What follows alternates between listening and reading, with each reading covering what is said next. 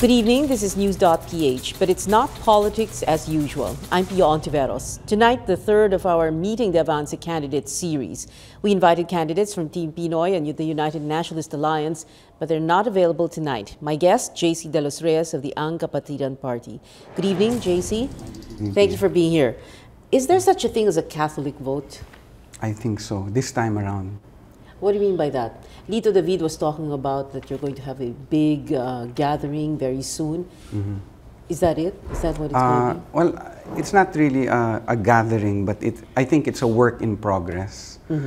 My father, way back 1995, as president of the Council of the Laity of the Philippines, national president, early 90s pa lang he was building up the Catholic vote already. In fact, he published a newspaper entitled Catholic Philippines. In there, he endorsed 5 candidates that time. And most of them won. Miriam Defensor Santiago, si Herman Chu Laurel natalo, tapos yung Fernan. But anyway, but wait, Miriam Santiago. Yeah, RH. Yun nga eh. Pero that time, she was staunchly pro-life. Staunchly pro-life. Now, okay, that time he was building the Catholic vote. Kapatiran Party picked up where he left off in 2007, 2010. Well, I ran for president with the vice president and 8 senatorial candidates with 50 more than 50 local candidates. Yeah. With a common platform, which is anti-RH and all the things the church stands for. Yeah. And we don't know what will happen this time around. Yeah, but none of you won in 2010. Yeah, because we don't do what traditional politicians practice in politics. Do you think that is the reason? Or is it that your message just did not resonate? Well, if we are to pursue prophetic politics, we call it prophetic politics, saying it as it is, and telling the people the truth, which is not popular, talagang mahirap yan. It's a work in progress. Okay. You know, I mentioned Lito David because he was talking about this gathering that you're going to have some sort of an assembly. He said there would be like 8 to 10 million 8 to 10 million. Yeah. In the next few weeks, in the next few days. Siguro, like yesterday, Catholic leaders gathered in Pope Pius in the UN Avenue, and these are Catholic community leaders. Marami kami doon. I think there is a build-up towards that, and that millions of people is the culmination of all the planning we're doing. Tonight, for example, in Intramuros, as we speak, Catholic leaders are gathering. But that's because of the conclave that's going on right now. No, not because of the conclave. There is a so deliberate effort to create a Catholic vote. A deliberate effort, guided by the clergy, but initiated by the lay faithful in the Catholic Church. Okay. When you say create a Catholic vote, what exactly do you mean? How exactly are you going to do that? By clearly standing for principles that the Church espouses. Like, for example, those who are for the RH law will be spoken against. Okay. Campaigned against. Okay. So you're saying that with this Catholic vote of give or take 8 to 10 million, you're going to make sure, and you will prove it on election day, that those who voted for the RH law or were for the RH law are going to suffer. Well, will not win. Hopefully that would be the result. Talagang wala naman kaming pinagyayabang. We cannot say for sure this will happen. But what we're saying is a Catholic vote is in the offing. We're doing something to make sure that our faith is protected, that what we believe will be protected. The reason why we're in politics is because of our faith. In Kapatiran, that's what we say. Well, I ask about specifically the RH law because, for example, you have Team Buhay, Team Patay TARPs in Bacolod, and several other dioceses are doing the same thing. So I guess I'm presuming that is your main focus, hindi ba? You're going, in other words, you're going to go after the RH legislators and then support the anti-RH legislators. Basically, that's it. Yes. Okay. You know, si Alan Cayetano was saying that parang or one-dimensional naman ata itong campaign of the church against them. No? He was saying, why does the church come out with anti-corruption, team corruption and team malinis mga posters na gano'n, ano? Hindi lang RH. Yeah. Hindi lang naman ang RH ang issue, hindi ba? Parang what he means is bakit single issue lang. Yes. That's my issue. I don't want to be identified with trapos as well. But at the end of the day, there must be a rallying point. And the consensus is this will be under the RH issue. Kasi there could be no rights if there is no right to life. No other rights would follow. So there's a consensus building that if ever we should send the message to the Filipino people, it should be itong issue na to, and this will spell out the Catholic vote. If you win, if you become senator, what are you going to do about the RH law? We'll try to repeal the law. We'll try to. I respect those who advocate the RH, but in conscience, as a Catholic, it's incumbent upon me, I think, as a politician, to fight against that law. Yun lang naman eh. Politics of conscience. Okay. Right now in the Vatican, they are meeting cardinals in a conclave meeting to elect a pope. Who do you want to become pope? My uncle, Cardinal Tagle. He's your uncle? Yes. Like how? My grandmother is a Tagle. My grandfather is a Tagle. Okay. My grandfather is a Tagle. Paternal? Yeah. My mother's father is a Tagle. They're from Imus, Cavite. Okay. So what is the exact relationship? The father of Cardinal is the first cousin of my grandfather. Okay. Okay. If he does become pope, there are some people reacting already on social media saying na, naku, if he becomes pope, baka mas lalo pang lumakas ang loob nitong mga anti-RH or, merong mga ganong mga sinasabi. I have the impression that the Cardinal is not that aggressive when it comes to the RH. I'm expecting more from him, but he's more... Well, he encourages dialogue, di ba? Yes. Talks about listening, about humility. Actually, I want him to be more prophetic and strong-willed when it comes to the RH. Okay. But you still want him to become pope. You took theology in college. You were supposed to become a priest. Yes. Tapos naligaw ang landas mo. Ngayon, magpupolitika ka. Yun nga. Yeah. Pero talagang ang hirap sa politika. Ang hirap I think well, as a graduate of theology, even in politics, I was in politics for 8 years. I think yung challenge is to love the people, and you do things because naghihirap sila, not because of votes. Kasi the tendency of politicians is they do things to get votes. Well, I think politicians are not exempted from trying to be holy, trying to be good people. And so to do that, you have to remove the conflict of interest where you do things to get something. And yeah, I'm trying to do that, but mahirap talaga. And even in this election, how could you win when you always say the truth? Yeah. Okay, how can you win when you always say the truth? How can you win those keywords? That's what I'm going to ask you now, because you ran in 2010, like we said earlier, for president. You didn't make it. And you're running again, and you're ranking very low in the surveys. Yeah. What do you... do you think you still will make it this time around? I don't think I'll make it. I really don't think. But I'm doing everything I could. I'm so tired, and it's frustrating. But if the people elect me, I will work hard. But with the kind of politics we have, it's all about money, it's about popularity.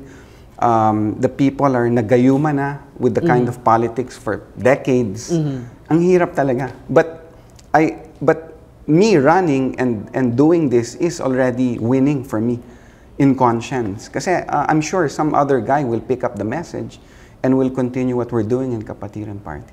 Okay, thank you very much, JC De Los Reyes. Thank you for joining us tonight. Thank you so much. We're taking a short break. When we come back, we'll talk about the conclave at the Vatican that will elect the next Roman pontiff. Stay with us. This is News.PH.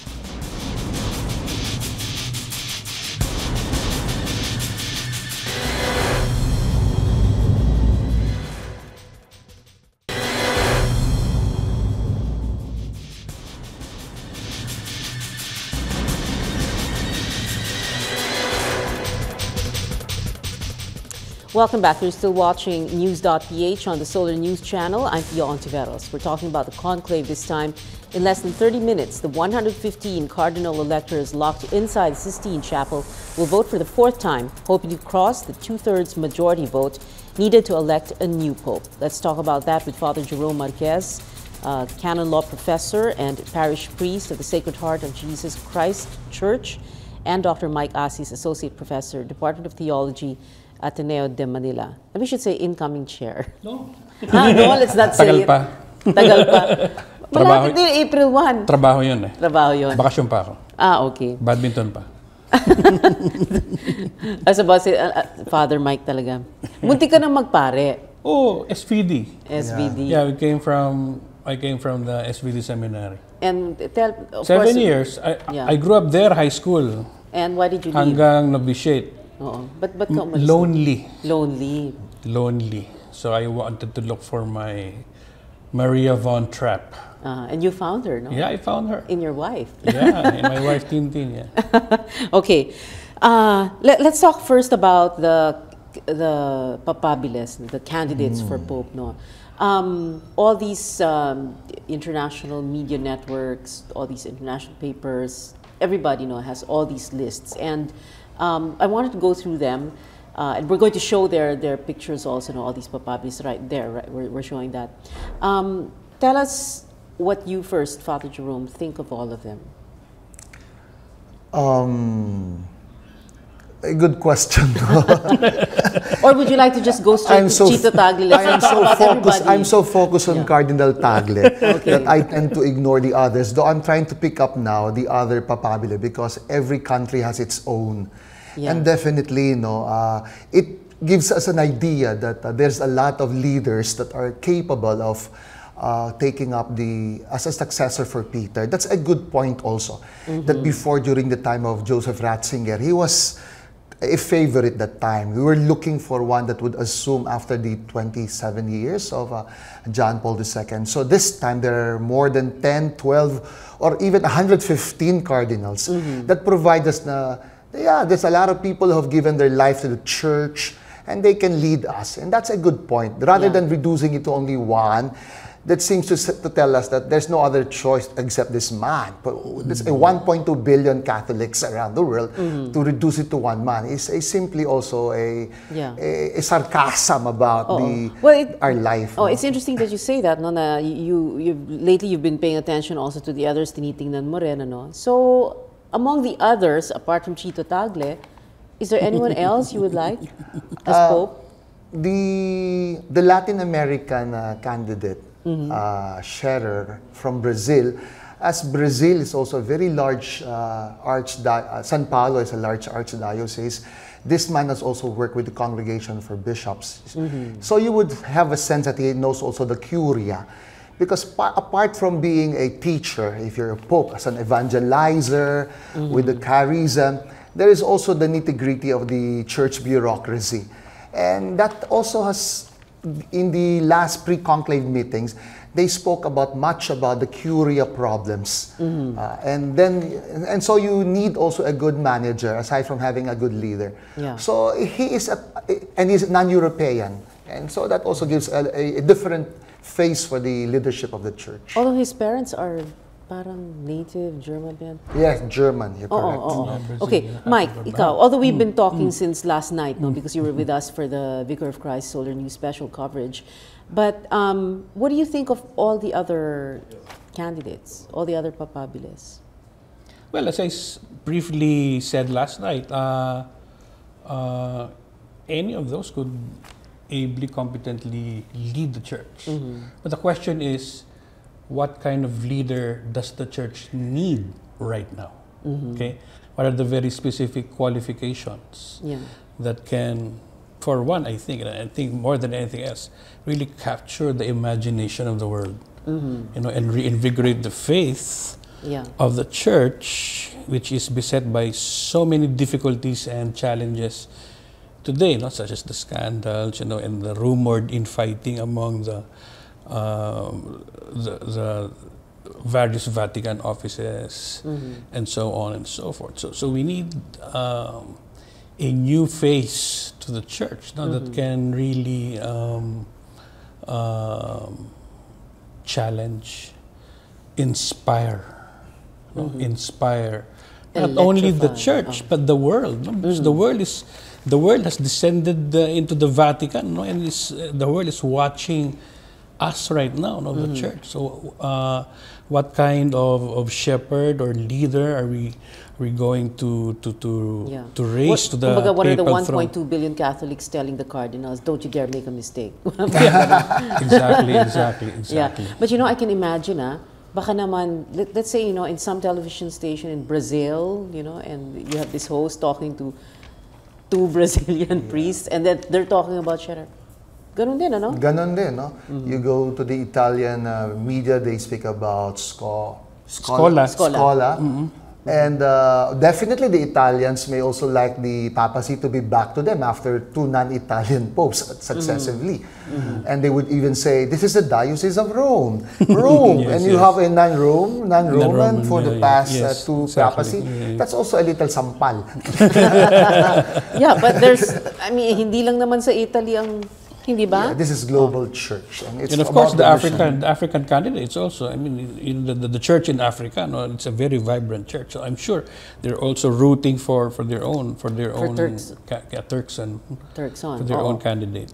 In under a few minutes, they're going to be going through the 4th balloting already. No, is this parang pahaba ang panahon? Is this going to favor the other candidates who can be considered compromise candidates, among them Chito Tagle, Mike?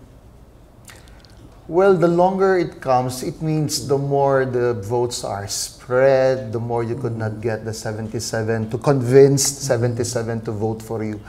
It means that they would really look out for one that would generate the interest of the church. So wait, generate interest of the church, meaning not the 115, we're talking about the church outside. Every cardinal has in mind and in soul and conscience the welfare of the good of the church. So primarily that is their elective function. It's for the good of the church. But as the election prolongs, it means that they are so wide, the diversity is so wide. So if it becomes short within the next 3 days before Friday, that means it has been a quick solution. Maybe the Spirit has really worked that fast. Mike? Well, I don't know kung yung local politics can be, we can compare the Congress to the local politics, but in the case of talagang 2 candidates, no, na split yung vote, baka a third candidate can be a consensus or compromise candidate. So I don't know if ilang balloting na yung natapos? Pang-apat na itong ngayon nagagawin. So we don't know at this stage if the process is at that point already. When they want to look for, as Jerome said, no, someone who can really build consensus, no, at least among the electors. Okay, someone they think that could really be a representative candidate of the global church, of the church that is really very global right now. No? Because as you see, many of the papabiles are not only concentrated on one continent, no, but practically all the continents of the world are represented in this conclave. Okay. I'm going to ask for your unbiased opinions. Meron bang ganon? Maybe. Of course, kay Father, unbiased. Maybe. So, sino yung pwedeng maging compromise candidates? Candidates. Well, there's one other than Cardinal Tagle. The one from Austria. Is he? Sean Bourne. Sean Bourne. Yeah. Is he the other one? I'm Yeah, not sure. well, he's the Austrian. You know, media spoke of two possible consensus candidates. One is a European. I don't know if it's Sean Bourne or, and precisely, of course, our own Cardinal Tagle. Okay. It's by reason of age, someone that may not sit that long. So that could also be a compromise candidate, no? Not that long. That could be one. Who that person could be, So in other words, they'll choose somebody 70 and above. maybe, no? Okay. Because if you have someone that is young enough, so let's say a Tagle of 55, but you're also looking for a possibility that one can also retire now and resign, which is what John Allen was saying. Yes. Exactly. Na pwede naman siya mag-retire at 10 to 15 years. Ano? Yeah, precisely because of the precedent that Benedict did. No? I mean. Yeah. Are we just imagining it, or are we just, parang harboring dreams, or, nangangarap tayo ng libre, or what is it? Parang everybody's caught up in it. Cardinal Tagle is a real potential pope. Really The character, the external qualities, the needs of the church, he has it. We're not coming out from nowhere. We know his humble beginnings, his heart, his passion for the church, his love for the poor, and he's coming out from a Filipino church of the poor, the diaspora abroad. So you would feel everywhere there will be Filipinos identifying and rooting with him, and finding that after 500 years, we have come to deliver a person who can lead the church. After receiving it from the European Spanish colonizers, here comes us, and that's possible. My congregation, SVD, has a Filipino Superior General, the only pontifical religious institution with 55 countries. We're able to elect a Filipino and believe on it. It means we believe not only about the race, it's really about about the heart and the core message that one can really be a missionary or an evangelizer. One truly will be a representative of Christ. So hindi lang siya it's not just a pretty telegenic face. Hindi lang sa mga Pinoy, sa kapwa nating Pinoy. But you think he can appeal to other countries as well? I mean, lalo na when you talk about, diba, there's always World Youth Day. That's one of the biggest church activities every so often, diba? So you have all these young people from all over the world. I mean, can he electrify them the way John Paul II did? Father, talk about the two speeches he delivered, diba, during the two Eucharistic congresses. Because Tagle is a sought-after speaker. He inspires, and he has the humor, the candor of it, and it's very pastoral. No, some of the speakers are also boring. No, some cardinals, and you'd realize here comes a man when he speaks. Alam mo, teka muna, Father. Pag may white smoke, dapat kayong dalawa nandun, ano? But very boring. Okay, I'm sorry. Sige, go ahead. And so, because he was asked to speak on such a international forum, the Eucharistic Congress, he really delivered well. And at this time, church in the Philippines, for example, are looking even for good preachers. One that would, as mentioned, electrify the soul. And there's a migration of Catholics also on the Christian denomination. But the point is, part of that is, can we teach, and can you inspire, and can your life be authentic to what you speak? Tagle has those qualities. And so he's really, I think he is also scared. When I watched the oath of Cardinal Tagle at the Sistine Chapel, the voice has changed. He was my professor. I worked with him in Imus. The tenor is always with confidence. But this time is a seemingly quite base and discipline. And to my assessment, it's a voice of a scared man. Almost trembling. Almost trembling, yes. Maybe because he feels it. Because he feels what? Wait, hindi lang because of the weight of electing a pontiff. What are you saying? He's scared that oh my God, I just might become parang ganon. Before he entered the conclave, he realized definitely that he's also very popular among the international media, and definitely all cardinals are also being influenced or looking at him, no? And so no doubt this man have never dreamt of it as no.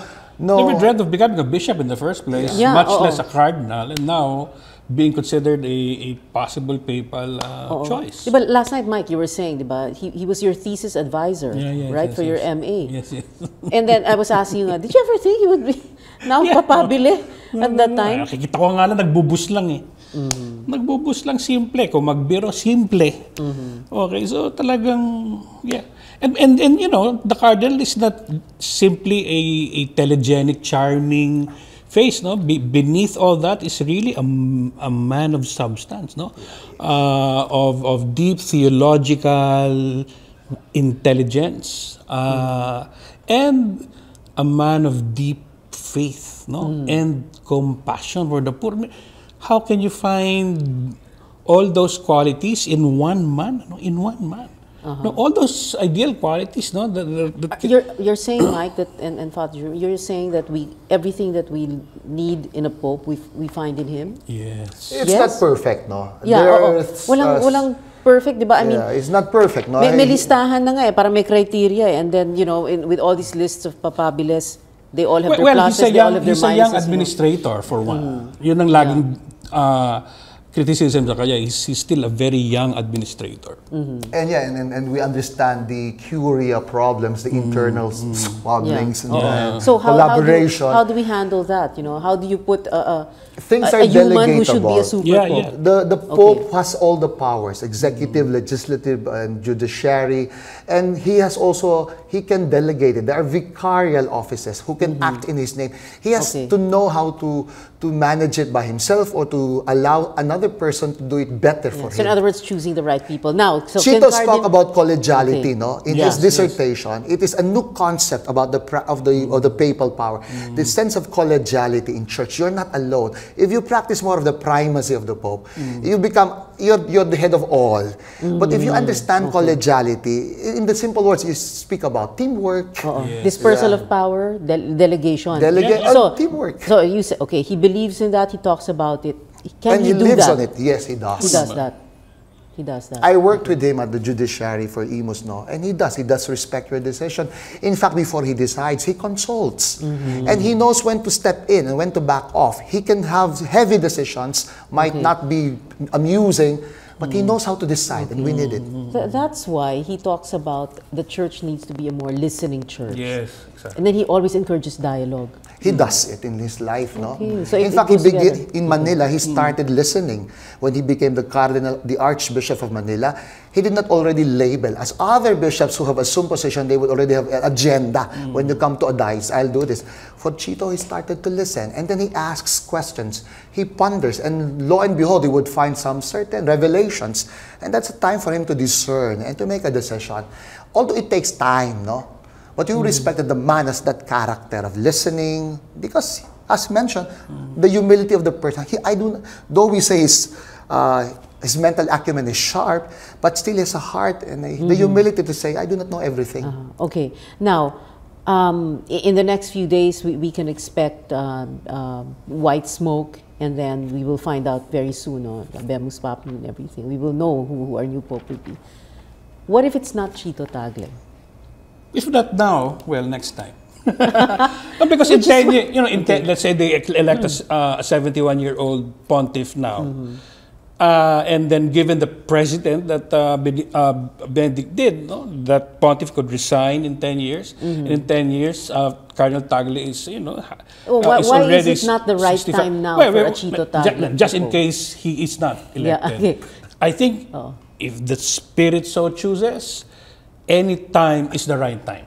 Okay, but should Chito, Cardinal Tagle not be elected, then 10 years from now, he would be in in his ripe age of 65, and probably would have That's accumulated kinda all old that na, no? accumulated all that administrative experience. Then everyone in the conclave would gravitate toward him. Yeah, pero yung ba yun? I mean, you need to accumulate experience. Meron nang delegation, merong God-enabled, Well, hindi sana ba? nga, the electors can see that right now. The Holy Spirit can be so powerful enough to penetrate their hearts and see in our own lowly candidate, okay, the best possible candidate that the church needs right now.